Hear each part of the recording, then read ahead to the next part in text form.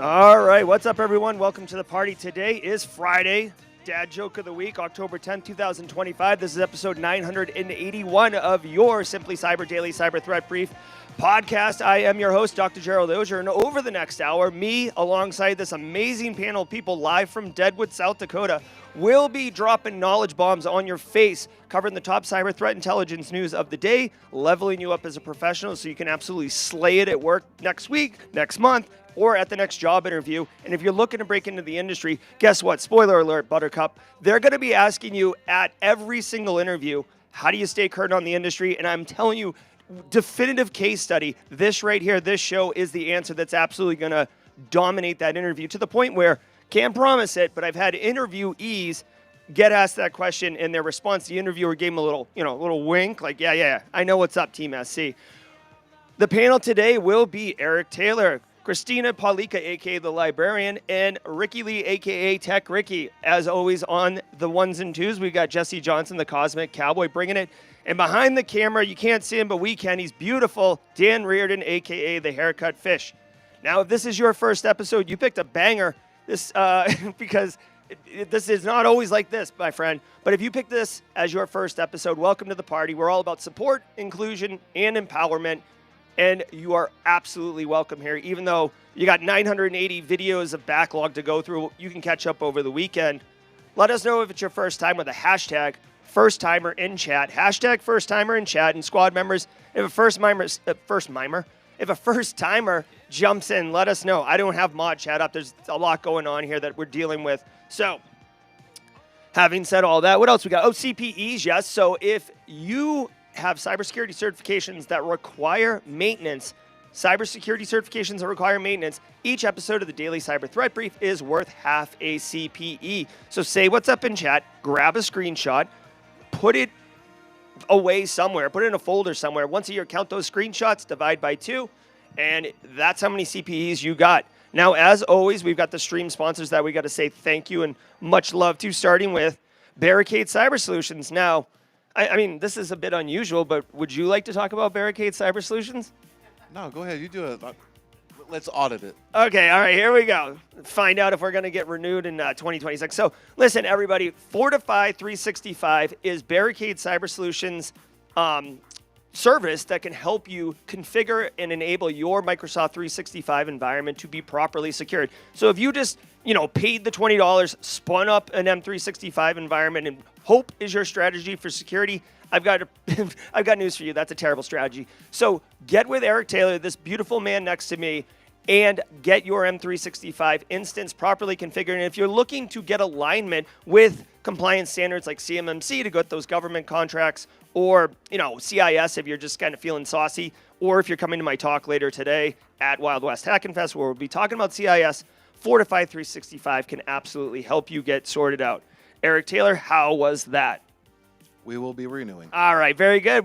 We got a super chat coming in to chat right now. James McQuiggan at 35,000 feet with 20 gifted squad memberships. Thank you very much, James McQuiggan.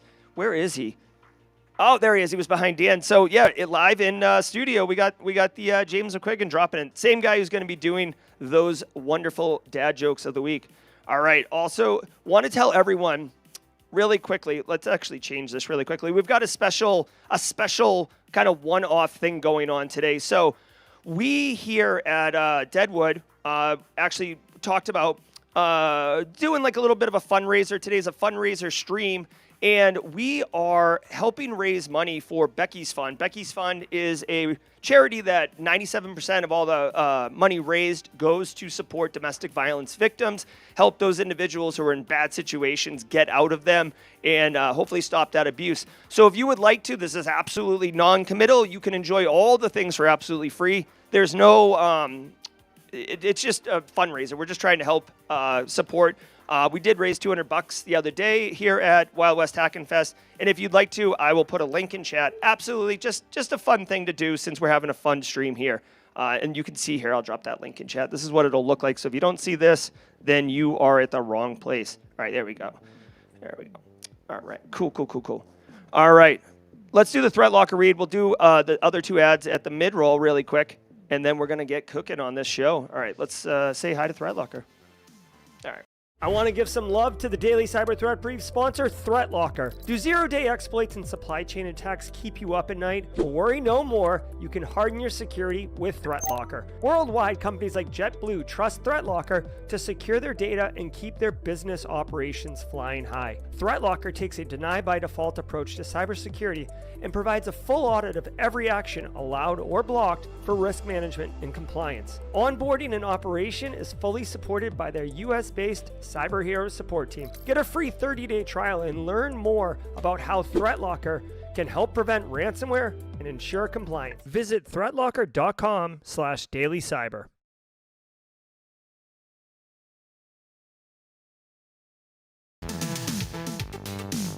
Mike, oh, there we go. Hey, all right, so we're back, everybody. Again, if you are watching live on stream, this QR code is not malware. Like, you can absolutely go get that and scoop that. Now, can you pan to get Eric in here? So just as a quick little update, since we are talking about supporting this fund as a fundraiser type stream, Eric Taylor from Barricade Cyber Solutions wanted to make a statement. Eric, what is the statement?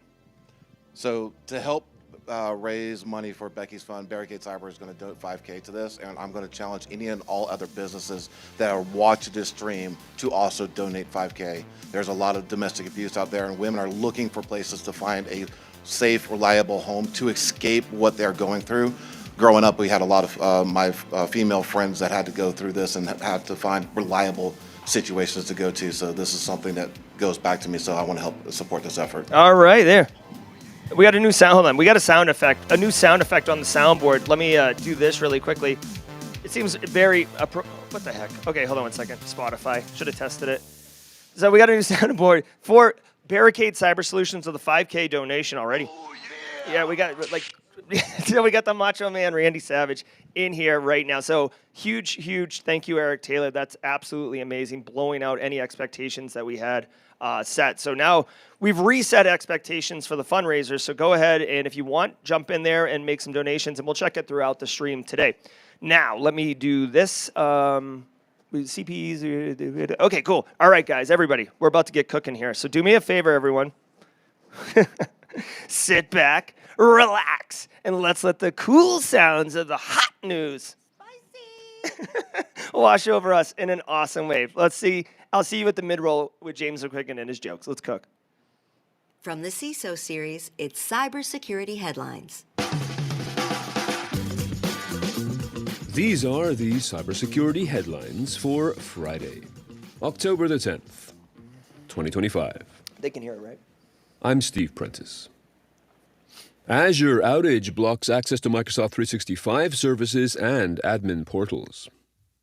This outage affected the Microsoft Azure Front Door Content Delivery Network, CDN, and prevented customers from accessing some Microsoft 365 services. Delays and timeouts were observed across Europe, Africa, and the Middle East yesterday for users connecting to the Azure and Entra portals. Since then, Microsoft engineering teams have been, quote, restarting Kubernetes instances that were causing capacity loss across AFD instances to bring them back online, end quote. As of this recording, 96% of impacted resources have been successfully recovered. All right, so, obviously if Microsoft Azure goes down, these CDN instances are typically, it's content delivery network, but it's basically allowing you to distribute across large infrastructure. Think Netflix isn't streaming from one server somewhere in Minnesota, right? They have these servers everywhere that duplicate to run the data. So this is, I would assume, more enterprise type stuff or things that are depending on third-party supply chain that provide those services. Historically, this is one of those ones where if you were to come up with a business continuity plan or disaster recovery plan, you're not going to have a second Azure. It's just not realistic. So this is one of those accepted risks that you have to do. Fortunately, Microsoft, I would say, is pretty legit as far as uptime and maintaining 5 nines, which is kind of like the traditional IT service level agreement that they give. It doesn't. What's interesting is it doesn't talk about what actually caused this. There's no indication here that it's relevant to some type of cyber attack. It sounds might be like junior engineer, right? One of Carl's running around. So it is what it is. I feel like you basically, for me, this is just an opportunity to remember to do your business impact analysis, find out what your mission critical services are, put redundancies in place if you need them, and have downtime procedures to handle communicating to clients and workforce. But this is a blip more than anything. Christina Paulika, Eric's busy helping Becky's fund here, so you gotta put your mic. Yeah, rookie. We should probably switch because this seems like an article for you, the 365. Yeah, I mean, I do feel like think this is I an have Eric anything Taylor to add. thing. Do you want? Go. Yeah. So, sorry. Yeah, this is there's a lot of movement. Everybody's always saying, let's go to the cloud, let's go to the cloud. But hypothetically, there is still that push for on-premise. So, what services are truly impacted is just from what everything looks like, it's just the Azure Enter ID for your sign-in. So having a local Azure, local Active Directory server will still help keep you up and running, potentially do authentication. So it's definitely going to be interesting to see exactly what all services were truly impacted. But yeah. Is what it is, yeah. Just as always, this is a great opportunity because I feel like there's a lot of like standard things that people in industry know about, but like if no one ever told you once, you wouldn't know.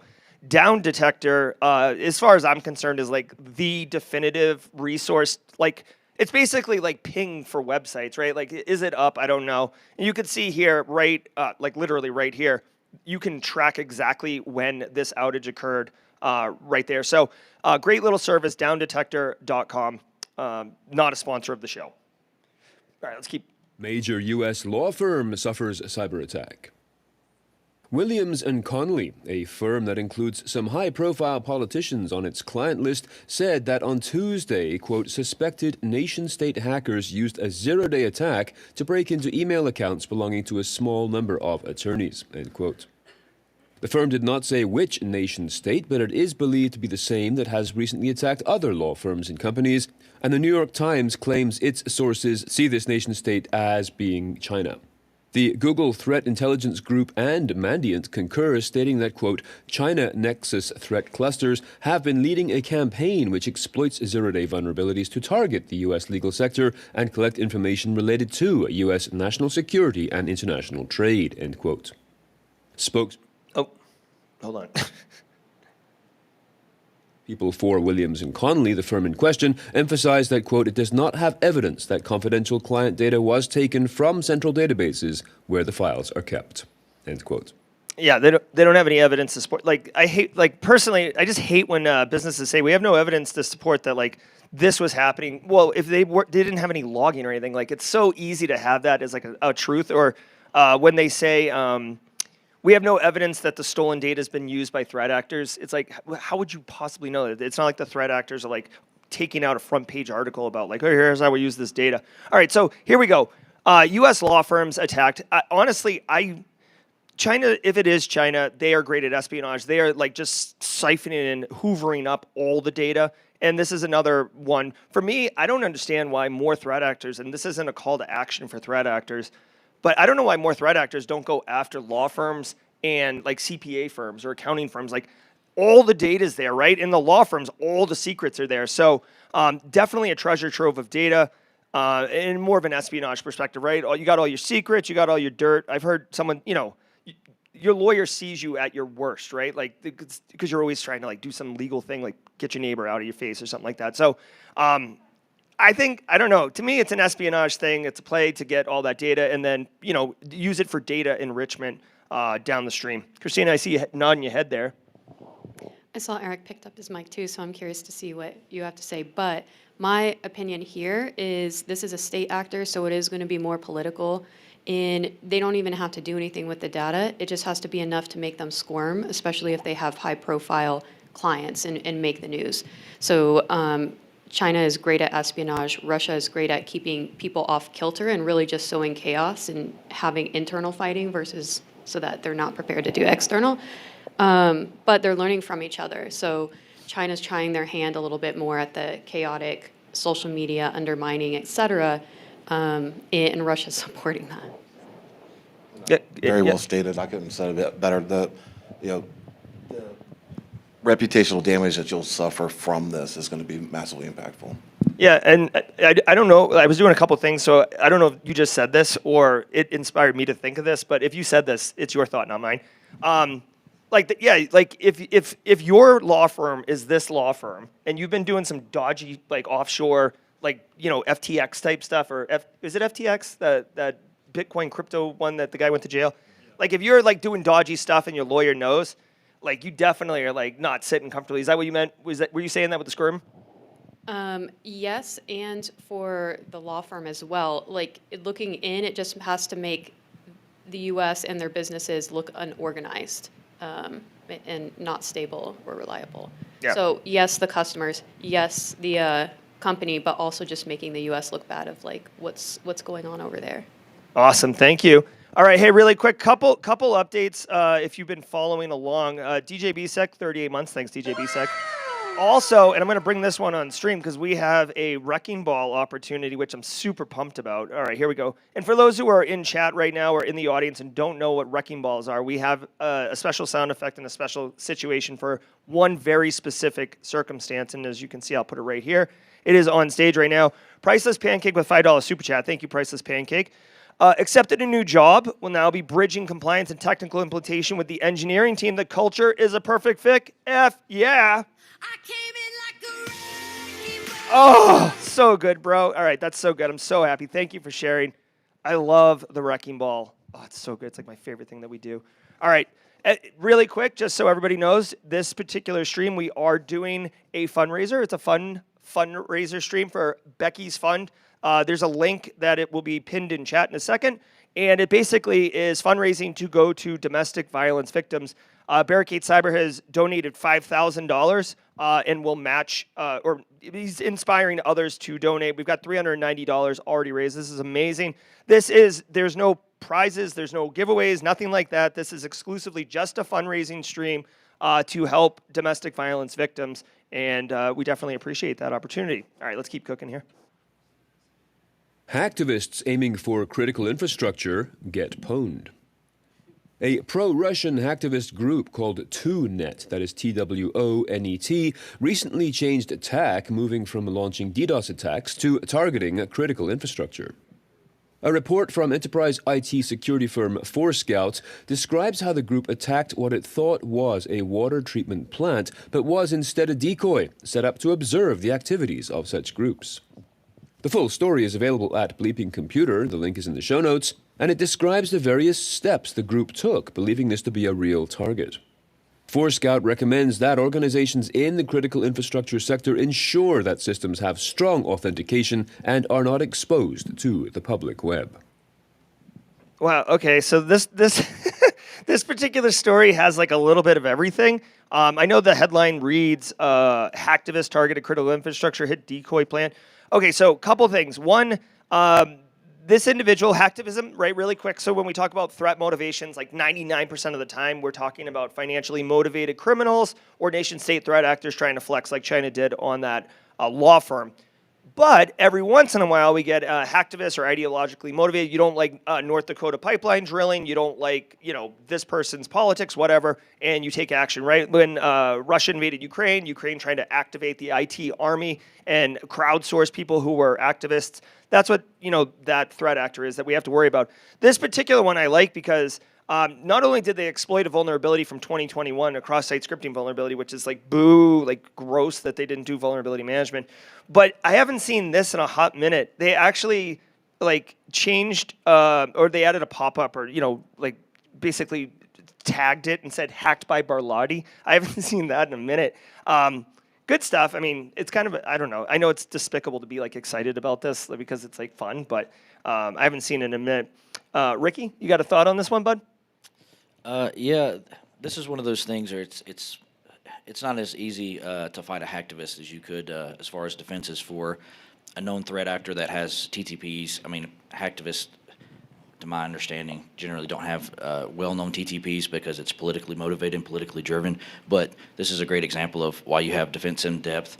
You can have a honeynet, a honeypot, something like that, especially for critical infrastructure, that can be your early warning signs that someone is trying to get in your network, trying to do something, and will kind of make you want to raise your ears up a little bit more and kind of pay attention to more of your traffic and what you're seeing. Yeah, I want to push back on this a little bit because, I mean, in our CTI feeds and everything like that, we see this going on all the time. I'm sure you're seeing it as well, where, any large organization is supposed to be standing up mimic or mock infrastructure to get the TTP so they can protect their own. And we're seeing a lot of the hacktivists actually joining Telegram channels, and they're joining forces like we seen in the story yesterday where the threat actors are joining for the ransomwares. We're seeing hacktivists joining forces and doing DDoS and just everything like that. I'm sure you've been seeing a lot of that in your feeds. Yeah. For this, though, what I'm not sure about is this is like SCADA, and it depends. It's going to depend on the resources, whether they can pick that up, if they even are subscribing to certain feeds. And so a lot of these are smaller. I'm not sure about this one in particular. I'm curious if resources would play a role in that. That's a fair point, yeah. I'm not a ICS OT person, and I know we have a couple in the back of the audience live with us today. I find it interesting that this threat actor, I'm assuming it's a he, I don't know why, but he only attacked the web application layer of the HMI, and not doing prevest, not going down into the system itself. And I wonder if that's related to just skill, or if like they were just not trying to, like they had like a hacker with a heart of gold, right? Like didn't want to really cause massive chaos. But, so they didn't try to do anything deeper, more nefarious, just to, more to make their point. Is it possible that this is just a limited scope honeypot? Like they didn't have the controllers in place that when they were able to get access in there, there was nothing for them to pivot to. Yeah, that's a good point. Oh, thank you. Definitely a quick, reminder for everyone. Like honeypots are like an internal honeypot is like one of the highest fidelity detections you can put in place. Like I don't know, that's a hot take, I guess. So if this panel wants to push back on me, but like if you have honeypots in your environment, they should really never get touched unless it's a threat actor who stumbles into it. And maybe some red teamers, I don't know, Mary Ellen, if you want to like nod or shake your head, like red teamers, if they bump into a honeypot and it alerts the defenders to where they are, it's a high fidelity. We're getting thumbs up from the back there from a pro red teamer. So I'm feeling more confident in this hot take. So it's more like bathwater take at this point. Well, if we can run just a few more moments, I'd love to hear your thoughts on, how often should organizations be setting up honeypots for threat intel feeds, from a CISO standpoint and what you're doing, right? Like, do you think it should be like, because there's always a new thing that comes out where the continuous pen testing and stuff. Do you think new honeypots should be spun up like every quarter, half a year, every year, or is it like a consistent honeypot type thing? I mean, for me, if you instantiate new infrastructure, right, or you roll out like a new domain or something, like then put in new honeypots. But I personally think you set it and forget it. It's like a snare, right? Like maybe if no one ever trips over it, it never goes off. But I don't see necessarily the value in having like a good honeypot in place and then taking it down to go put one over here. That's me, because the only thing is I do think you should either do like annual audits or whatever, because when you set the honeypot, I don't know if this has happened to anyone like with a canary token or something, but like you forget about it. And then you get an alert and you're like, oh God, I forgot about that. Like where is that? Or like I leave and Jesse gets hired and he's like, he doesn't even get the notification because I'm a jackwagon and I put the alert to my personal email or something like that. And then I'm like, I hate that company. Like, psh. So I think regular auditing or putting in, honestly, like put all the tokens in, right? Like all the honeypots. You can't have enough honeypots because realistically, no one's going to be bumping into them that shouldn't be. So that's my thoughts on that one. I mean, it's not, it's relatively not free, right? I mean, it's still infrastructure, but all right, let's keep cooking. Hackers access SonicWall cloud firewall backups. Oh. SonicWall stated on Wednesday that, quote, an unauthorized party accessed firewall configuration backup files for all customers who have used the cloud backup service.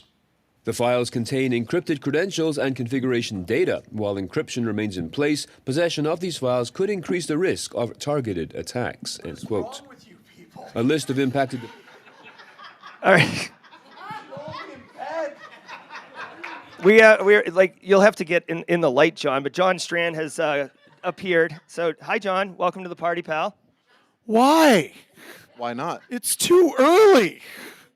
It is early. I'm here because I'm scheduled to be here, not because I have to be. We choose to be here, John. This is all about good time.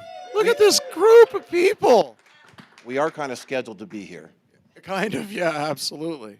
All right, well, I'm going to go run. So, See you John, guys in about an hour for breakfast. just as a quick update, because I Yeah. think you'll get tickled by this in like a proverbial way. So the whole Becky's Fund fundraiser that we talked about, John's the one who kind of started this on Wednesday and asked us to continue this. And John, we're actually running it, making it easy for people at home and live to raise. We've raised $390, and Barricade Cyber has committed $5,000. So we're going to be at $5,600 right now for Becky's Fund and helping domestic violence victims. Have you guys like been introduced to Barricade Cyber and how awesome they are? Like, it's not just being good people; they're excellent technical. Like I've heard a number of customers over the years, especially ransomware engagements, and working and just kind of getting companies through. So be sure to check them out for that. And that's me personally talking to their customers. So round of applause for them again. All right. I'm Simply Cyber with Bedhead. All right, I'm going to continue on my day. I'll see you guys at the rest of the con. All right, here you go. All right, thanks, John. All right, I don't even know where we were. Hold on. Devices is available on the My SonicWall portal, along with a priority level to help customers determine their remediation efforts. Devices with internet-facing services Put it in chat. enabled are listed as the Yeah, it's highest pinned. priority. Really quick, if you are looking for the GoFundMe that we were just talking about, it is pinned in YouTube chat right now. I got told by DreamLogic, also good morning DreamLogic, that the QR code that pops up on the screen isn't working. It's the first time we've ever used that feature. It'll be the last time we ever use that feature. So if you want to contribute or just keep tabs on how we're helping domestic violence victims, you can definitely use that link and find out. All right, so this particular story, we got John Strand, so I'm going to, we're going to basically run this one like DR strategy, okay? Hackers access SonicWall cloud firewall backups. That's like a, it's like roll the dice and get like 4 buzzwords, okay? Spark urgent security checks. Disclose unauthorized party access firewall config backups for customers.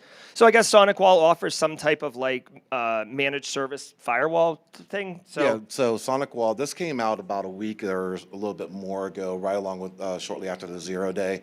SonicWall apparently offers an offline config backup that goes to their portal. Their portal's been essentially compromised and unauthorized access is going to it. So VPN credentials were stored in plain text. Your entire config was not encrypted at all. And so, if you haven't been contacted by SonicWall, then definitely start looking. Is your firewalls being backed up to the cloud? And if so, start updating all of your credentials and maybe stop backing up to SonicWall. And not Jerry's, but my opinion, maybe get rid of SonicWall, please. I mean, I know that's against business because we get a lot of work from it, but you might want to consider getting away from SonicWall at this point. yeah, it was a brute force attack against their API service. So obviously, make sure your APIs you get tested. Pen test your APIs, right? That's like a See, this isn't the firewall itself. This is SonicWall's cloud API. yeah. Oh yeah. So you can't even like audit that. Yeah. That's like their service.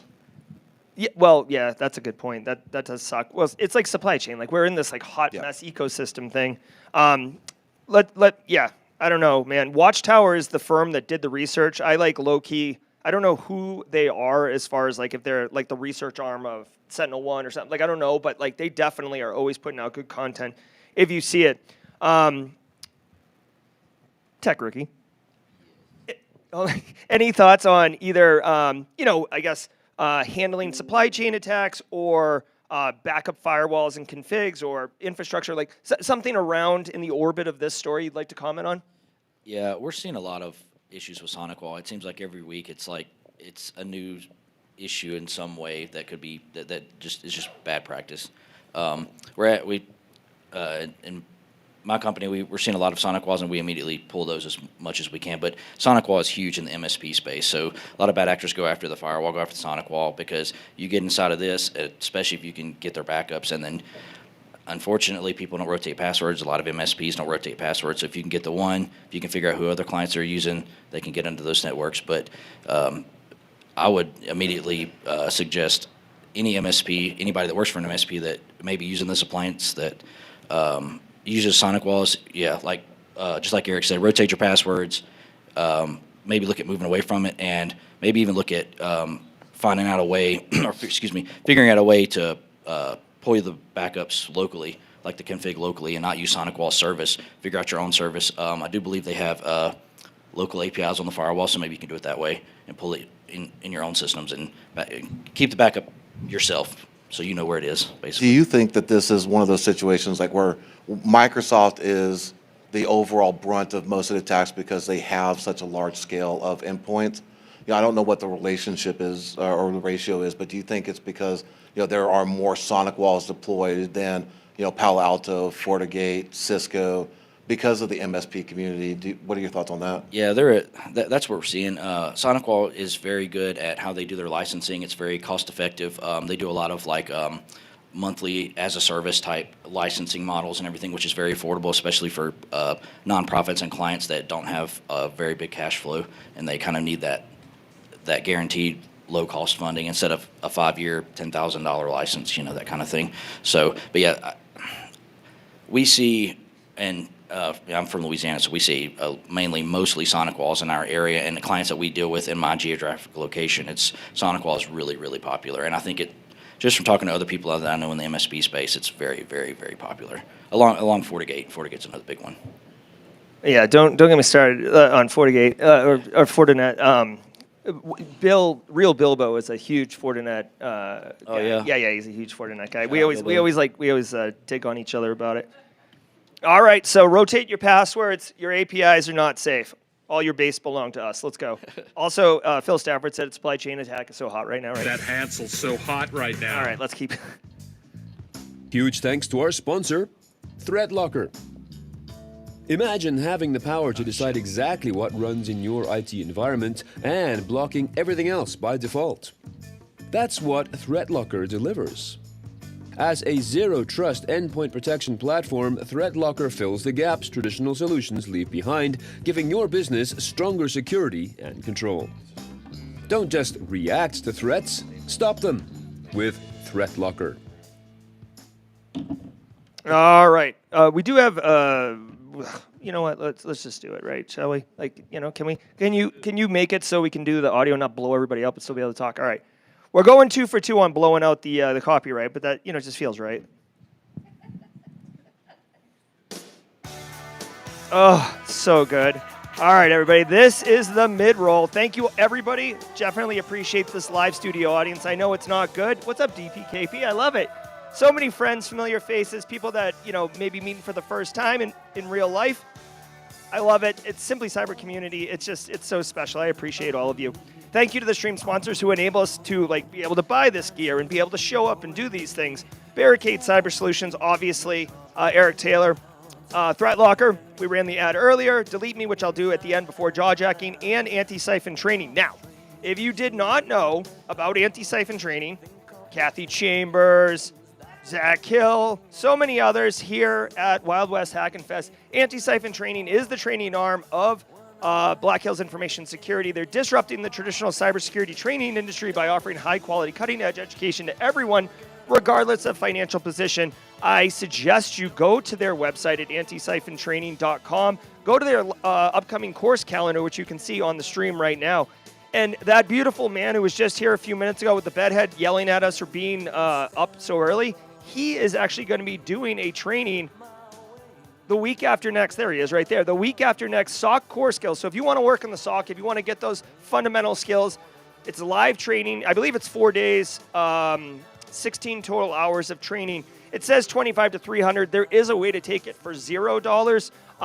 It's really just an amazing opportunity. So go check that out. I'll drop a link in chat for John Strand's SOC core skills and anti-siphon training. Thank you for supporting the channel. All right, now every single day of the week has a special segment, and all of you know that Fridays are reserved for James McQuiggan at 35,000 feet. We're going to get it live, a very special opportunity at 35,000 feet for the dad jokes. James McQuiggan, thank you for being here. Oh, always a pleasure, Jerry. All right, here we go. And this one is coming in from Kerry. I stole one from him this week because he sends me one every day, which is awesome, and it builds up the catalog. So, What's a noodle that only costs a penny? Oh, I screwed it up. What's a noodle that only costs 1 cent? Penny. There we All right, go. I did play the Carl sound effect. Did you? Thank you very much. Yep. Yeah. Haven't had my coffee yet. All right. This is why Jerry reads them. Why did the two robots want to be married in the fall? Why did the two robots want to be married in the fall? Because they wanted it to be automated. Oh, autumn. Autumn. Oh, okay, autumn. Okay, we got it. Hold on, yeah. Hold on, we got, 1 second. There's a lot going on here. we got to do this right. Did you juice it, yeah? Okay, there we go. All right. Finally, how do you fix a vulnerable jack-o'-lantern? Oh, a Halloween themed. Yeah. I don't know, James. How do you fix a broken jack-o'-lantern? You apply a pumpkin patch. Oh, you gotta patch it? You gotta patch it. You gotta patch it, all right? All right, ladies and gentlemen, live in person, one night only, James McQuiggan at 35,000 feet. Thank you so much, James McQuiggan. As always, we're gonna fast track and we're gonna get these la-la-la-las on. Let it wash over us in an awesome wave. Just take a minute. You know, we run, we race, we talk quick, but sometimes you just got to let it breathe. Oh, so good, dude. You will never be in an elevator and hear this and not think of Simply Cyber.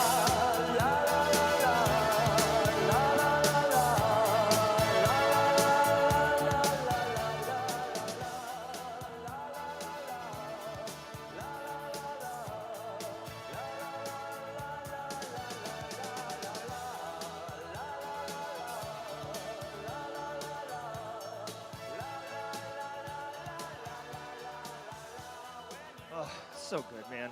Such a good, so worth the copyright strike. All right, so real quick, just as an update, we are doing a fundraiser. This particular stream, we don't do fundraisers often, but when we do them hard in the paint.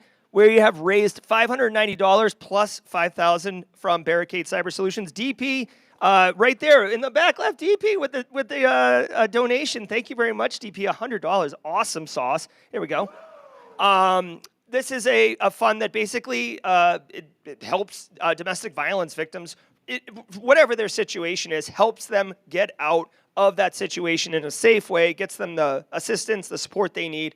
And there are Simply Cyber community members who have been domestic violence victims. They spoke to me earlier this week. So this is a fund that, like, you know, it's not just some random people out there. These are our community members. So definitely check that out. The pinned comment in chat can get you there, and definitely appreciate it. Again, just a fundraiser. This has nothing to do with any raffles or any prizes or anything like that. We're just doing a fundraiser, just to be crystal clear with everyone. All right, let's keep cooking on the back half of this news. A quick reminder for fans of the CISO series and New York City-based security professionals, you are all welcome to join us for a fun networking event in New York City on October 21st at 5:30 p.m. It's free, so head on over to the events page at CISOseries.com to register. All right, let's go. Hundreds of millions of business PCs are still on Windows 10 as the end day nears. Following up on a story we have been covering regularly throughout this year, some interesting statistics around the expiry of support for Windows 10, which occurs next Tuesday, October 14th. According to analyst Kieran Jessup of Omdia, speaking to The Register, there are 1.4 billion Windows devices running worldwide amongst individual consumers and businesses. 550 million of these machines are running in corporations, and around half of those will not meet the end-of-life deadline to switch to Windows 11. In many cases, this is because the devices do not meet the minimum requirements for the upgrade. On October 14th, Microsoft will issue the final updates and security fixes, after which business customers will have to pay for extended security updates at $61 for the first 12 months, doubling to $122 for the second year, and doubling again for year 3. Yeah, not a financial channel, but it sounds like a good time to get in on Microsoft. Jesus Christ, like the way they're pushing these. All right, so here's the deal. Microsoft is end of life Windows 10. For a chunk of change, you can continue to get it supported, but it's basically end of life. Great cash, homie. Yes. Thank you. Basically, here's my thing. This has to do with software development, or not software, system development, lifecycle, funding. we see a lot of legacy systems, usually like hardware, network appliances, these type of things that are expensive. And when the business said you were asking for money, and the business like, why? Like they don't say it this way, but like the packets are still flowing, like the website still comes up. Why do I need to give you money? You're a cost center. You suck, right? So this is another one of those examples. I guarantee you, IT has been talking to the business for a minute on this one. Like, bro, this is going to be a problem pretty soon. And it's like, yeah, you nerd. Go back at it, in your nerdery. I think the ticket's going to come due. The amount of active Windows 10 clients that are about to go end of life is staggering. Did they just say like 50 million or something like billion? Stop. All right, I'm gonna fact check that. That's insane. Like to me, it's like reckless. What are we doing here? Like just fund it. It's the workstation for your workforce, right? Unless you're like a farmer, like out in the field. Like we'll talk here about cyber aggro in a minute, but like unless you're a farmer out in the field without a computer, like what are you doing? Like it blows my mind. These people are so cheap. Christina? Yeah, I have a question on this because it did say that it didn't have the minimum requirements to make the upgrade. So I want to ask you. Hundreds of millions, yeah. What does that look like? Like, what are the requirements? Because how I read this is, it's not that they're just not funding it. It's probably in order to do this, then we have to do this, and we have to do this. So it's a chain of events. So it becomes not just upgrading to Windows, but this whole chain that you have to then upgrade an infrastructure. And then also, what is it running on? Because it might not just be an office environment. And it's worldwide, so what other developing countries are using this and not able to afford like the latest? So I have a lot more questions than I do answers from this article. Well, to answer your question there, I'm not sure you're able to see it, but those are some of the specs. Most of it's pretty benign. The biggest thing is the TCM chip. So being able to have the TCM 2.0 and invoking BitLocker on there is the biggest holdback. And it's not like you can just throw in a PCI card, and now you have TCM. You're replacing the main board. So typically, it's just easier just to replace the system. It becomes a financial issue. And if we can go full dolphin mode, I mean, how many organizations do we know? And I'm looking out at somebody out there in the crowd that knows exactly where I'm about to go. That's still running Windows XP.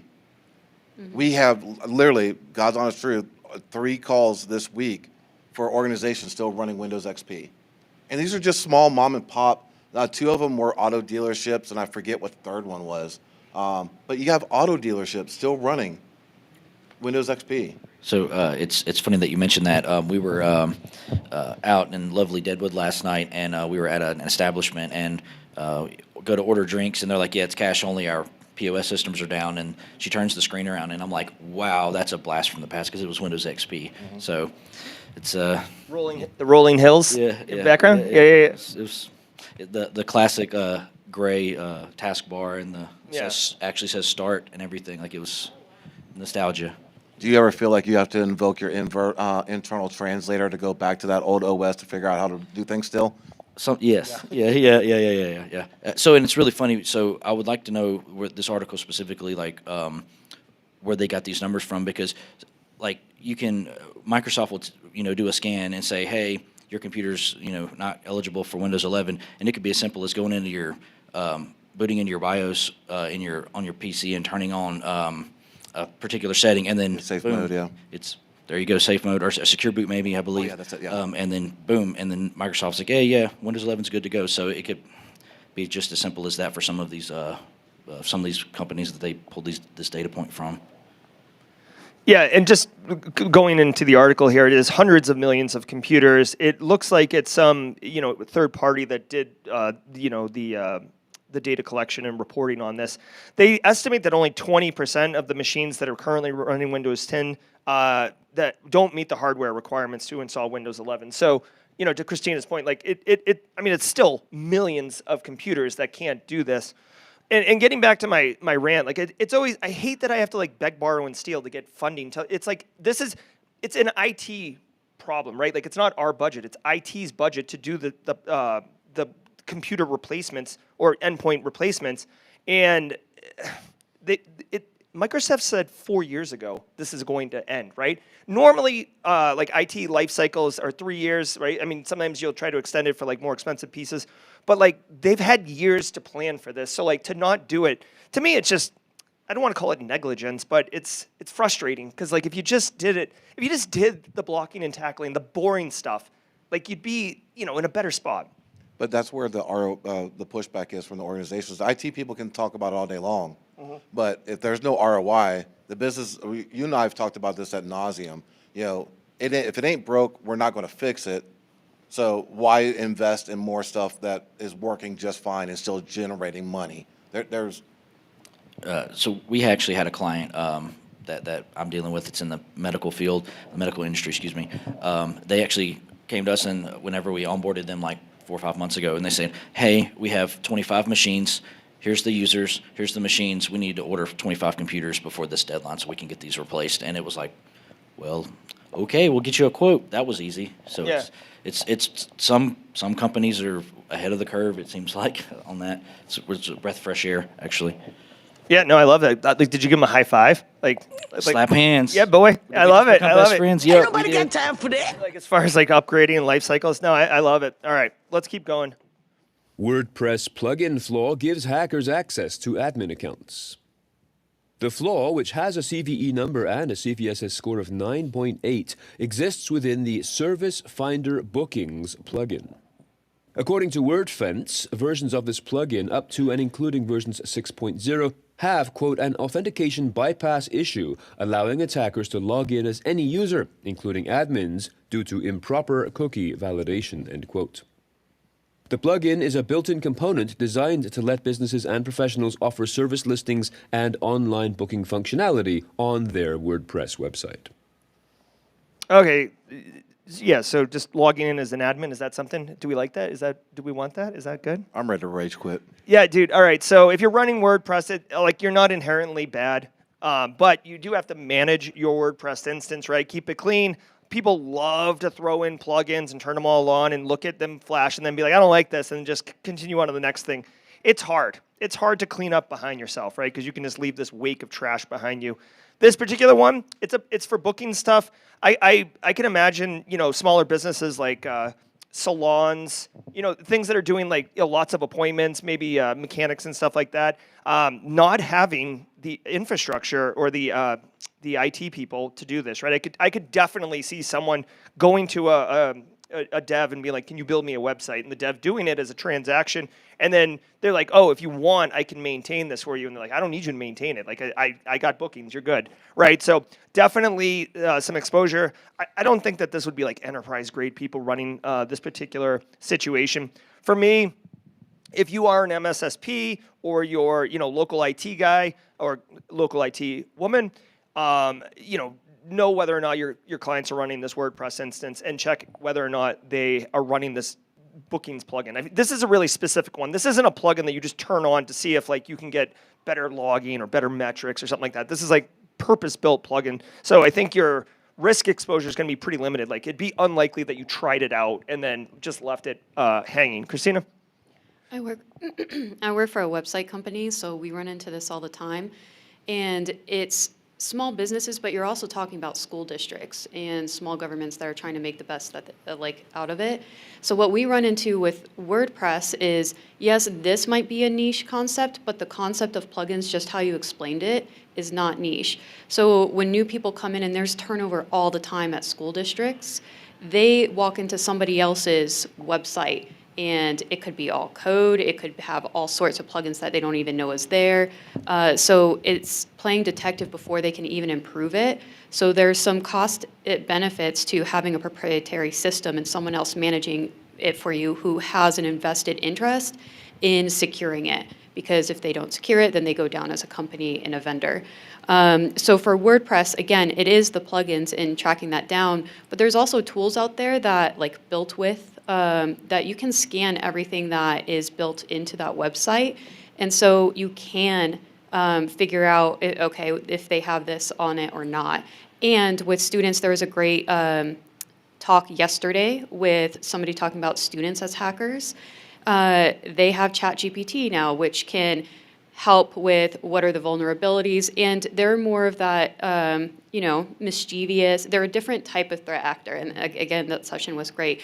And they're more mischievous. They're not really malicious, but mischievous, but that's still going to break something if they get curious and they have a very singular target versus trying to find a large scope of targets like more sophisticated organizations and businesses are. So again, WordPress itself is not inherently vulnerable, but the way it's meant to be built is. It's meant to be, let's see what we can do. It's not meant to be secure necessarily. So I would just prefer if people move somewhere else than WordPress. Love it. Alpha Sierra saying, great point, Christina. So there you go. I do want to point out, someone said it in chat, but if this is as simple as changing the value in the URL, like a classic just IDOR, like this is insane. Like this is like, I don't know if it's vibe coded. Again, I'm like really high, like vibe coding vulnerabilities that are in having like basic, early 2000s vulnerabilities is so hot right now. Try Hack Me Room. Yeah, exactly. Yeah, like if you think we're looking at a Try Hack Me Room, as Jesse just said, you wouldn't be too far off. It does look like a Try Hack Me Room. It's funny. All right, let's keep going here. Arrests made in the UK Nursery ransomware attack. Oh, good. Following up on a story we covered in late September, 2 individuals, both 17-year-old boys, have been arrested in connection with the ransomware attack on the Kido chain of children's nurseries, that is spelled K-I-D-O. The attack, which had been claimed by a group named Radiant, exposed data such as names, home addresses, parent work locations, and images of the children. The hackers had been calling parents directly about the hack in order to pressure Kido into paying the £600,000 ransom. ChatGPT image and prompts used... All right, so we did talk about this story last week. Of course, we have to do this. Oh, yeah. Gonna get got, boy. All right, this is the extended cut, by the way. All right, so there is all sorts of cybercrime that happens every day. Like this show, this is episode 981, and I probably 981 times, it's always, some crime or whatever. There's certain crimes that elicit visceral response, either from government or from law enforcement. And Colonial Pipeline's a perfect example. Like, obviously, somebody very powerful got personally touched, and the United States federal government brought all its power on. And one of the rarest cases I've ever seen where they're able to actually get the money back from the threat actors, and this was a couple years ago. Messing with children is another one that you absolutely, it's like nuclear, okay? So I'm not surprised. This just happened like maybe 2 weeks ago, 10 days ago. Where just so everybody, to back brief everybody if you didn't know, like basically these kids hacked in and got a bunch of, to like a school or like a Montessori or something like that. And the school had PII of the children, including pictures, right? Which made it a lot more high impact and high profile. And they released it, like a bunch of peckerheads. So what ends up happening is everybody's talking about it. The fact they're calling parents, then just so you know, like they also tried to back out, and they're like, oh, like we're just kidding, like 17-year-old. He said boys in the story, like no, like I don't think so on this one, dude. I think you should be held accountable as a man, but we'll see. That's my point with this one is the attack technique, what they did. It's all pretty standard practice and stuff. It's the type of data they went after, the way they behaved. I'm telling you right now, like, again, these two are definitely not Lapsus, Shiny Hunter, Scattered Spider, but there is this, like, prolific renaissance of a new generation of hackers that are very much acting like 1995, very, like, for the lulls, and as Jesse and I were talking about yesterday, let's let this marinate, guys. You want to run down the panel on this one? Because to me, this is, like, very visceral. I have children, and many of us have children, so go. Let's cook on it. What I think happened here to actually hold them accountable and get them in trouble is that they released photos. Because there's attacks on children all the time, and the reason it's not held accountable is because they're faceless. So there's 80,000, there's 100,000. These are just numbers in a newspaper. So there's harm done to children all the time. It's just hard to pinpoint. Which is why if you put a face to a cause or to an issue, it has a completely different reaction from the public than just 80,000 were affected. We had SIS breaches. Again, I'm coming from a school background. People or schools keeping data beyond 7 years, where they're now well adults. But it's not a reaction quite like this. And also, it seems probably it was easy because there were 2 teenagers that didn't know what they were doing. So it was a pretty easy grab for them to get there. Yeah, and it is a great point. Just it makes me think like Power School, which is like the #1 application for, or 85% of all schools in North America use Power School as its like kind of infrastructure for grading and all these other things. And that story was like a big story, but no one was like no one was trying to like Kool-Aid man through the wall. So yeah, it's a great point. Congress wasn't involved. Yeah, exactly. Ricky Well, I mean, or Eric, yeah. I mean, I ain't go, but to her point, this one was actually leaking photos and everything of the kids. The Power School was just pure PII. Right. Right, address, what schools they were at, potential phone numbers, parents' information, SSN numbers and stuff. But this is a whole different level. Yeah, that's why I think it got a lot more attention. Yeah, I completely agree with everything that both of you said. I mean, anytime you can put a face with a breach or something like this, especially when you're talking about children, anybody that sees this, especially the investigators that were trying to figure out who did this, they're going to see their own kids in this whenever they're this, and it's going to want them to find them even quicker and faster. So, yeah, agree on both fronts. It looks like, too, just reading the story, there was like a tip, right? Like someone called into the police. Like it wasn't even like they were. I mean, maybe they were sloppy, but like it wasn't like they just left. OPSEC terrible. Someone said something to them. So what I was going to say is I legally cannot say some things, but if this is exactly the prime case of hackback from a lot of the CTI organizations. Like when we see this stuff, there's a whole 3 signal channels and we get spun up. Well, sorry. There's people who get spun up. Can you edit that? People are getting spun up and they are attacking back. They're OSINTing, they're messaging. They're trying to get the intel so they can report that information back and shut these down because, there's a special place in hell for these folks. And I think the important part is report back. And I think that's something that parents forget too. They try to hold schools or whatever authority figure is in their immediate local life.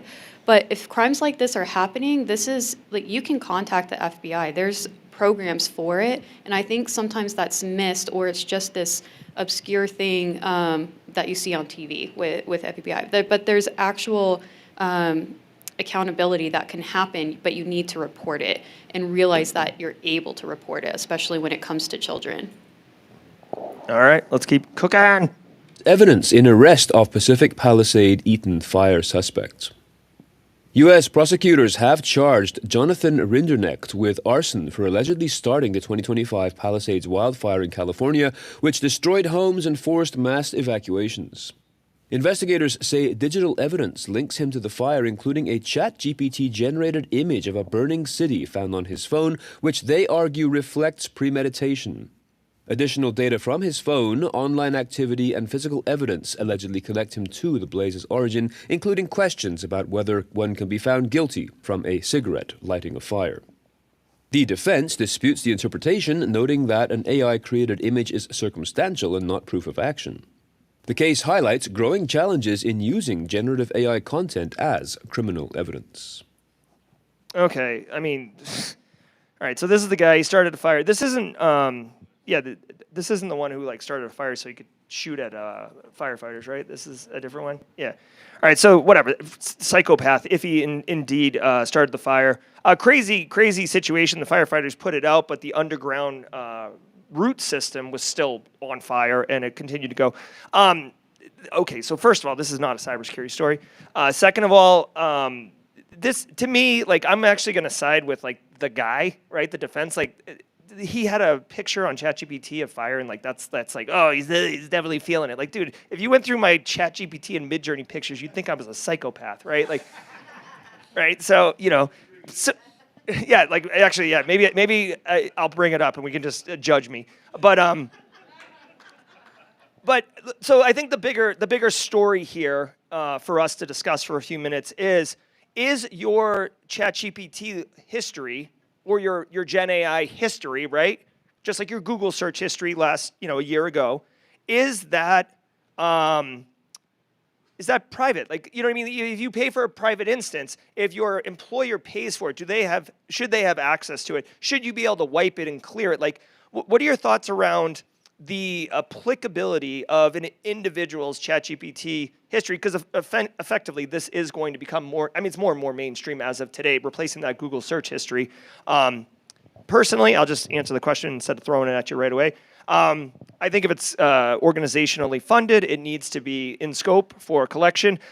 It is really wild, though, to think of like forensics evidence and lawyers getting in there for what do they call it when they collect all that evidence? You know what I'm talking about? There's a word for it. I'm sure. Discovery. Yeah. So I think it is a hairy situation. Let me actually bring this up. But panel, what do you think around ChatGPT history, Gen AI history? Christina, what do you got? I have thoughts, but we actually have a previous law enforcement person. Yeah, there we go. Jesse Johnson on the ones and twos. AV stepping in. So I think that this is going to call into question Fourth Amendment issues because you're going to have. You need probable cause. If you have probable cause to search papers, places, things, then just because it is a Gen AI or a Google search, that still I think is going to come into the discovery, and that evidence will still be used to prove the culpability. All right.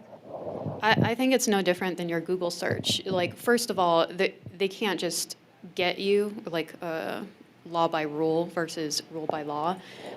So they have to have probable cause. And once they do, then I think it's fair game. They've used Google searches before to paint a picture. There is a story of a guy who killed his own mom, and the Google search history was how long until a body decomposes? Where can I dump a body? Blah, blah, blah, blah. I feel like that paints a fair picture, but he was already on the hook. They already had probable cause to suspect him in the first place. So I think ChatGPT is no different than Google search, both how it functions and how people use it. You got something to say, Ted? Yeah. And I'll echo that. The other thing is I'm not sure what ChatGPT's stance is on working with law enforcement, but I mean, like Jesse said, if they have probable cause, it's just as simple as getting a judge to sign a warrant, and then they send this subpoena to ChatGPT and say, hey, guys, like this account, we need all the information related to this that you can give us. And ChatGPT goes, yeah, sure, man, we want to help you any way we can. And they send it along, and then I've seen little waivers on ChatGPT to say, just to let you know, like. You guys speaking to a mic, son? I've seen waivers, on ChatGPT that says, hey, anything you put in here, just so you know, can be recollected later if we need it for crimes. Yeah. Or regulators. Regulators, yeah. And actually, I could actually see them using ChatGPT on ChatGPT, like, hey, ChatGPT, like, tell us about this history log, and is there probable cause for arson or whatever? Hey, ChatGPT, would you help me find a bad guy? Of course I would. I mean, honestly, well, what about this then? Again, sorry to go a little bit further on this one, but think of Minority Report, right? Pre-crime, right? So running real-time analysis of ChatGPT logs and watching what those conversations are and getting that premeditated and then directing law enforcement to look at individuals. I think that's pretty scary. It's very dystopian, but I mean, the capability is there. The capability is there, but this isn't what's happening here. No, so I know. It's like the frontwards or backwards. So I think what makes it, I think we can get on board for something happened, and then we work our way backwards to see what happened versus we want to get this guy, so we're just going to monitor and then get people randomly. I love it. All right, so it is 9:04 right now, and I want to do two things. One, I have to do the delete me ad read, so bear with me on that one. Two, at 9:30 a.m., we have Simply Secured going live. It's James McQuiggan at 35,000 Feet's podcast, but his guest on that podcast is Christina Paulika, who is right here on the panel. So we'll learn her story and more, but we are going to be doing Jawjacking first. So just as a reminder, everyone, there's still a little bit of time left to help us raise the funds. You can see here our current goal. This is just a fundraiser for domestic violence victims, and we have raised $6,000. We're like, oh my God, that's awesome. Eric Taylor with that $5,000 donation, Christina Paulika, Becky, Josh Mason with $200. Thank you, Josh. Thank you all so very much. So if you'd like to donate to this, there's still time. Right now, all of the proceeds go directly to help domestic violence victims. All right, so I do have to do this ad read really quickly. So let's do that. Hey, I'm going to play music. Okay. Yep. All right. So really quickly, do appreciate all the sponsors, including Delete Me. Where is the Delete Me one? 1 second. Hold on. I wasn't ready for this. Rookie. Oh, 1 second. Kathy texted me, so here we go. There we go. All right, here we go. This is a good one. So, all right, so bear with me. Oh my God, bro. So you get to see what it looks like when I'm. All right, cool. Really quickly, thank you to the stream sponsor, Delete Me. Right now, the headlines are chock full of data breaches and regulatory rollbacks, making us all vulnerable, but you can do something about it. All of you. Delete Me is here to make it easy, quick, and safe to remove your personal data online. Want an easier way to deal with data breaches? Get Delete Me.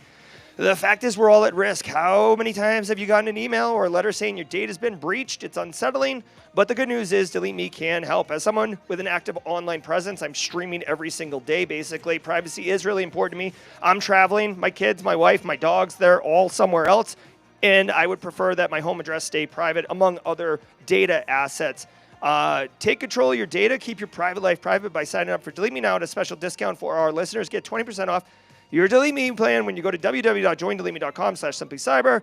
Promo code simplycyber at checkout. The only way to get 20% off is go to www.joindeleteme.com/simplycyber. Enter code simplycyber at checkout.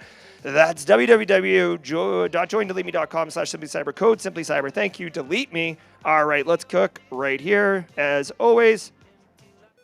All right, want to say thank you everybody for being here. If you're live on stream and you got to get out of here, we understand that, but if you're going to stick with us, we're going to do Jawjacking for 24 minutes, and then we're going to go Christina Paulika full send, right?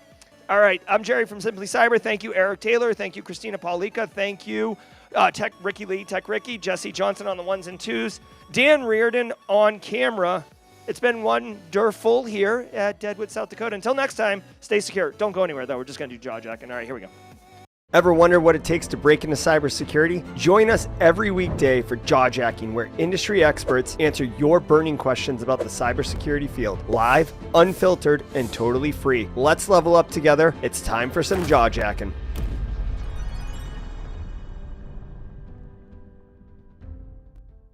Yeah, oh yeah, and then Jawjacking. Hey, what's up, everybody? Welcome to Jawjacking. I'm your host, Jerry. We're going to be answering all your questions. So if you got questions, drop them in chat. Very much a community stream. We've got so many community members in the audience right now. I have a Luke Canfield sighting, a Code Brew sighting, Alexis Julian's in the house, Becky Gaylord. Oh, Casually Joseph is here. When did you appear, you minx, huh? Look at you. So, all right, guys, drop your questions in chat. It's all about good times. We are day 2 of Wild West Hackin' Fest. Had a lovely dinner last night with many of the community members. Thank you, Eric, who picked up the check on that one. Very nice. And it's good. So, shall we? There's no questions right now, so we're going to get into it. Last night, we had a Magic the Gathering tournament. Bo Bullock took the W again. So, I think he might be, he wins too many times, and he gets, relegated somehow. I don't know how that would work, but all right. So, let us turn this. Eric Taylor, you did do this massive support for Becky's Fund, the domestic violence. So tell us, Eric, what you've been doing a lot here at Wild West Hackin' Fest. Any key experiences or things around the event that you'd like that stand out for you? I would just say if you're here, definitely just get engaged, be interactive with the other people that are here, and maximize your experience. Just kind of going through the conference, just going from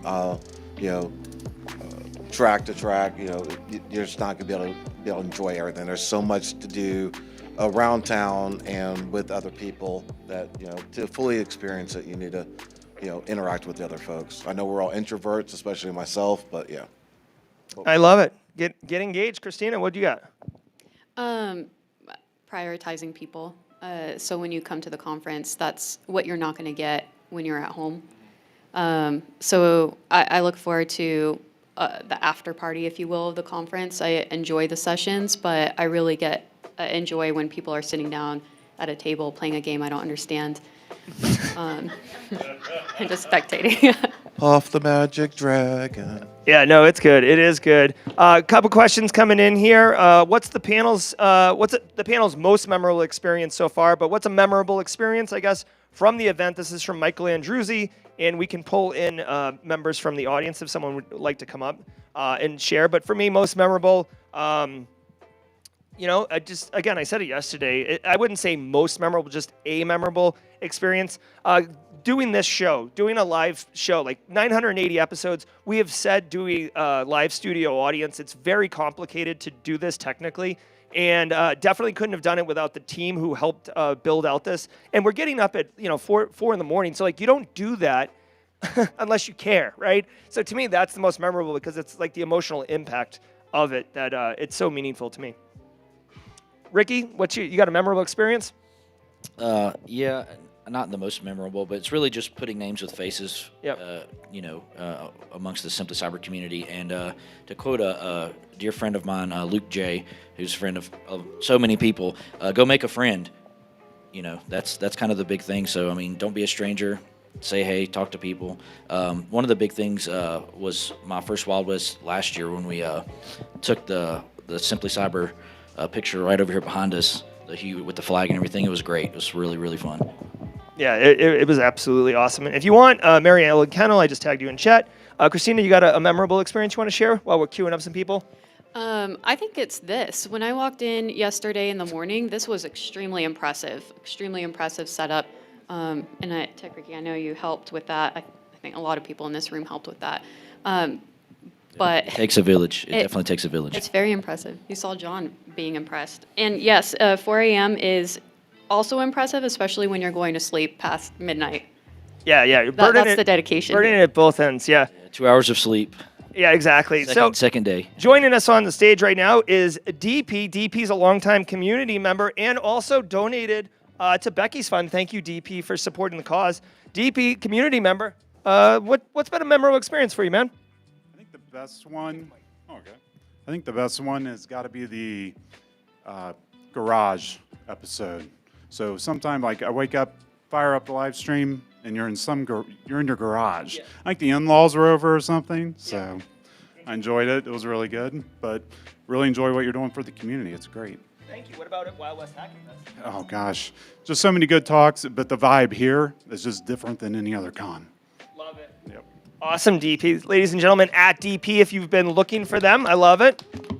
Mary Ellen, would you like to join us? Ladies and gentlemen, Mary Ellen Kennel, you might recognize her from Black Hills Talkin' News, but she's secretly a Simply Cyber community member. Mary Ellen, how you doing? It's great to join the panel here. An honor to be here. Yeah, so Mary Ellen, what's been a memorable experience from the con this year? I mean, and this is not, I'm not just saying this. I think right now and right here is a big one. I'm a total introvert, and so looking around and getting to see all the faces and getting to meet some of the people who I only know by their handles in chat this has really been worth getting up for. I'm so exhausted, but it's been really worth it.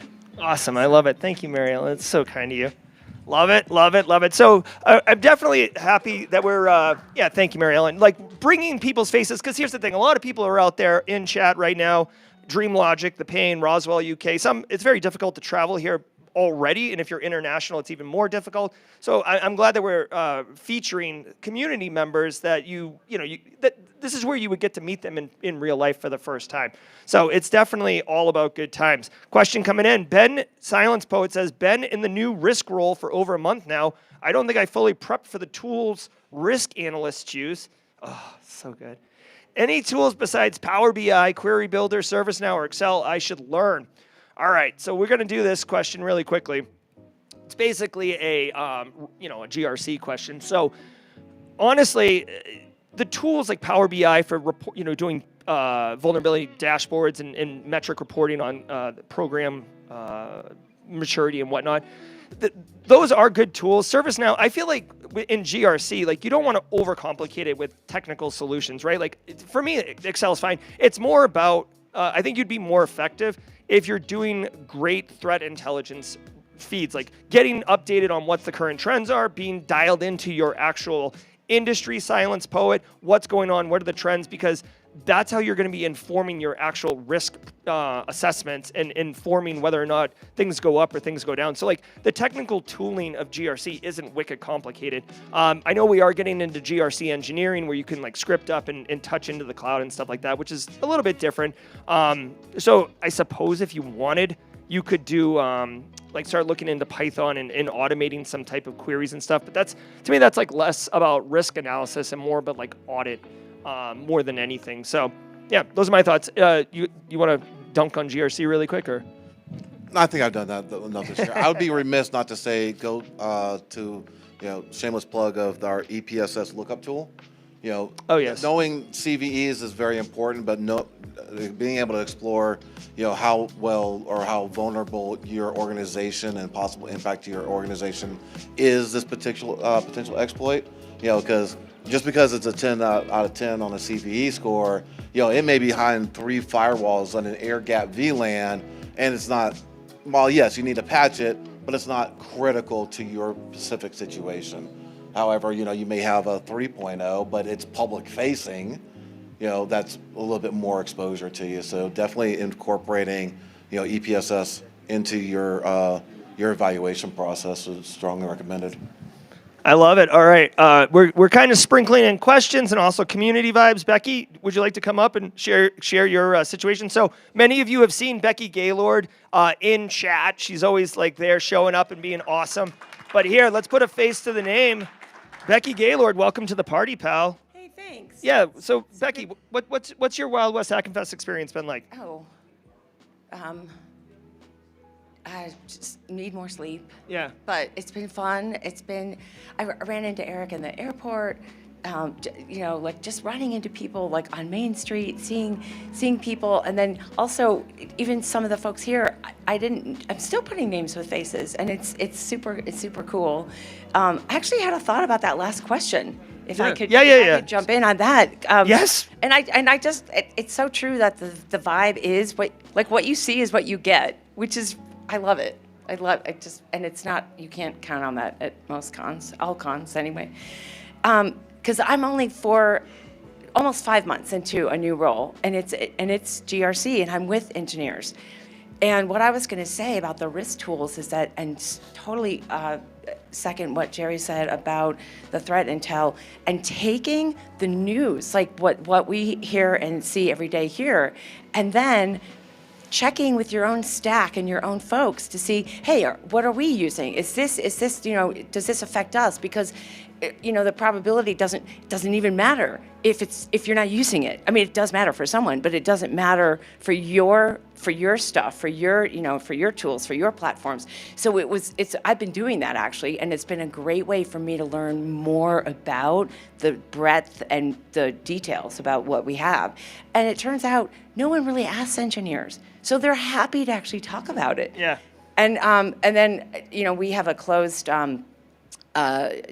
generative AI system, so I can actually take that and plunk it into the tools we use and get intel and analysis that I know is not being delivered elsewhere. It's just for me. So that has been I've actually been doing that, and it's been helpful. Yeah. I love it. Thank you, Becky. And she brings up a great point about building relationships and communication. I know that's not a technical tool, but that really is an important skill. Ricky? Sure. Oh, sure. Okay, cool. Yeah. Go ahead, Ricky. One of the things that I thought of, if I don't remember who asked the question, but if they can get with their networking team and get a list of all of their public exposed IP addresses, and maybe run like a showdown query on that to see if maybe Telnet's open on something that shouldn't be, or they have some vulnerabilities on a web server or something like that, then they can make sure they get patched. That's kind of one of the first things I thought of. Yeah. Christina? Mine's more of a high-level CEO of you just point of, you may not be familiar with the tools, but dive in, because a lot of times when you move careers, they're hiring for your experience with certain tools. So I think soak up all the tools that your company gives you at that time. I love it. All right, so we're kicking it. We're mixing in questions and answers with also community members. Luke Canfield, are you in the house? So you might see Luke Canfield. People are hunting him down for drone security talks. So if you are interested in drone, Luke Canfield's the man to follow. Luke Canfield, how's your Wild West Hack and Fest experience been, and what's a memorable one to share with the community? Probably getting bitten by John Strand's cat when I quit petting it up there at his course the other day. Oh yeah, I gave a talk yesterday that went very well. That was memorable. Being approached on the street by people that knew me from online and started talking to me like they knew me, and I was like, don't quite know your name. Oh, screen name. Okay, and you have a conversation for 45 minutes.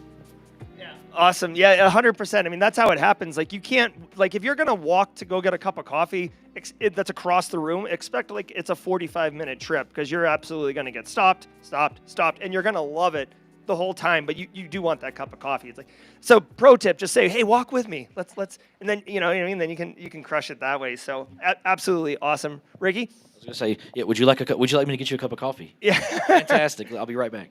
I love it. Absolutely. So we're going to keep crushing here. We got a couple more questions coming in. It is 9 minutes until the Simply Secured Christina Paulika episode happens. And we are going to be doing something really fun for those who are virtual. You're going to stay tuned, because we're going to do something fun before the end. And so let's keep going with the questions here. All right. There was an awesome one a minute ago. Sam H. says, I'm in my first internship, post-grad, in security governance and oversight. Do you think this role will help me move into a more technical role or make it harder? So, yeah, I'll paraphrase a little bit. Does working in GRC screw you over to matrix into a technical role?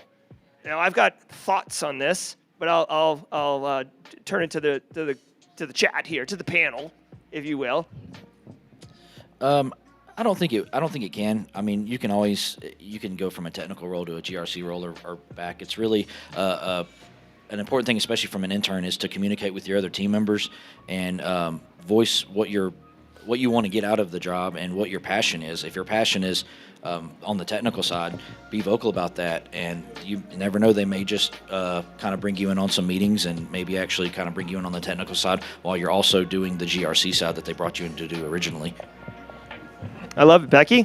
Yeah, so especially if you're already there, just offering value and demonstrating the passion you have for the technical and also the ideas. You know, if you've got ideas coming up, like presenting something, it doesn't even have to be formal, but just, you know, emailing or contributing. I don't know if you've got stand-ups going on, but showing that, because especially if you're already there, it's that's really powerful. And then that way you can also like direct where you want to go and prove it, you know, prove that you've actually got the chops and the interest and passion. And passion is that's a huge part of it, you know? Yeah. I love it. I do. I love it. Dan, did you get on camera yesterday? Yeah. You did? Okay. Joseph, you got on camera yesterday? Okay, and KP, you don't want to be on camera? No, okay, I've got a firm no from KP. So at KP will just remain anonymous for the remainder. Question for the panel. This is a lightning round. Terrence Tech asks, for the panel, what certs have you gotten that you're proud of, and are there any you still keep current? I'll go first. CISP, I was very proud when I got my CISP back in 09, where I took a pencil Scantron version of it. And I still maintain it. I've let all my other certs expire. In cyber, at a certain point, there's no reason to keep them. But I maintain it for nostalgia, frankly. Becky, certs you keep or you were proud of? Yeah, I wouldn't say most proud of. I was so proud of my Security Plus. It was the first one I had to take twice. And I actually walked out, this might be TMI at this time of the day, but I walked out and I felt so sick. I actually thought I was gonna like vomit right there, like the person's trash can. I didn't, but I came back and took the second one and I passed that one, so I was proud of that. I was also really, really proud of the CISP. I did pass on the first try, but it took me to the last question, and it was 4 minutes short of the 4-hour time frame, and it like wrecked me. So, but I was really, yeah, and I'm definitely keeping that one up. Christina, cert you're proud of? Sec Plus is the only one I have, just out of need. I don't really need certs for my current role, but I was really proud of that. It's kind of crazy how much pressure you put on like a single cert, and just having that as a token, especially being in a less technical role, I think that's a badge. Absolutely. Ricky?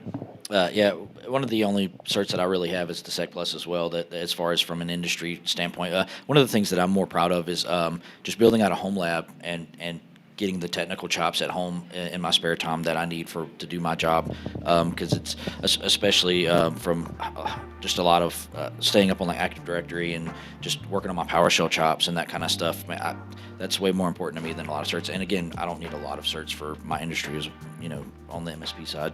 Yeah, it's a fun question. If we can, DJ Cosmic Cowboy there on the end, same question, what cert are you proud of? But also want to point out, because he's not going to point it out himself, if you are studying Security Plus, he actually has a channel and it makes content around helping anybody and everybody pass Security Plus, and he's had a lot of success. Jesse, what cert are you proud of, dude? I did like getting my Sec Plus. I was really proud of getting Sec Plus and then getting TCM's PJPT the very next week. Mm-hmm. So I was in a season, I was banging out certs, and I enjoyed the hands-on component. I'm a learner. I think you learn by doing in all of this. So Anti-Siphon provides at TCM, being able to spin up a home lab and understand the concepts and not just memorize what to fill into the bubbles, right? That's pretty simple. But I feel like understanding the technical concepts hands-on. So, yeah. I love it. Great question. All right, so we got just a couple minutes here, but as a treat for the virtual audience, we're actually going to be signing off a special way. So don't be shy. Code Brew, Luke, Joseph, come on. Yeah, it's a big send-off. It's a big sign-off. Welcome, everybody. I just want everyone at home who's joining us remotely, we appreciate you. I'm going to try not to cry. Jesus. All right, look at this. This is your Wild West Hackin' Fest, Simply Cyber community. Get in on the camera. If you need to pull it back, exactly. Look at Kimberly, Zemif, Lisa from Barricade. Careful the wires. Careful the wires. Oh, my God, so good. Oh, yeah, look at this. It's bringing it in tight. Get tight, everybody. Don't be shy. All right, there we go. All right, I think we got everybody except Dan Reardon. Oh, come on, Dan. Don't be shy. Is Khalil here? Khalil's here in the back. I see you, Khalil. All right, guys, from Deadwood, I'm Jerry from Simply Cyber, alongside the entire Simply Cyber community. Thank you so very much. Justin Gold's got to get in here. Thank you so very much, everyone. We'll see you next time, and until next time, stay secure.